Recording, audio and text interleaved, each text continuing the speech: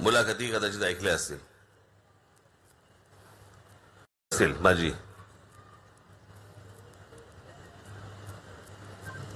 मुलाखती कदाचित ऐकल्या असतील. काही ठराविक विषय आहेत, काही ते फक्त मला आपल्याशी जरा बोलायचे आहेत. मला आत्ताच मी गाडीबंद येताना मला अरे तू आलीस का,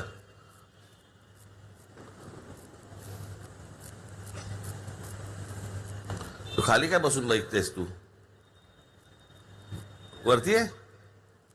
अरे ये ग ये ये ये वरती ये.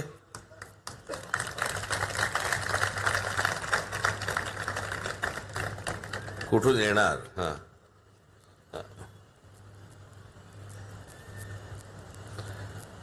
ही आमची बालमैत्रीण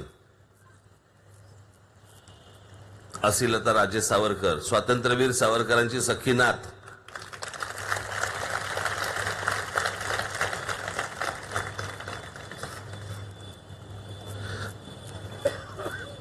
बरं, असिलता इथपर्यंत ठीक असतं आमचं.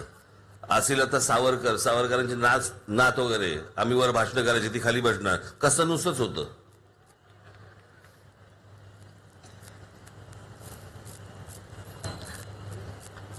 मी आता इकडे बस का गाडीत नाही येताना मी जी गोष्ट सांगतोय,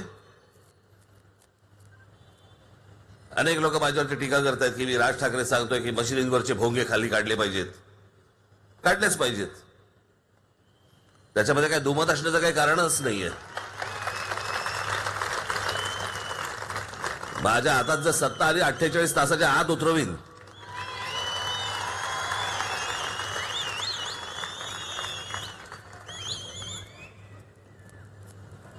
सगळं स्वतःच्या सोयीनुसार चालणं यांचं, सगळं स्वतःच्या सोयीनुसार, धर्मातल्या गोष्टी यांच्या सोयीनुसार.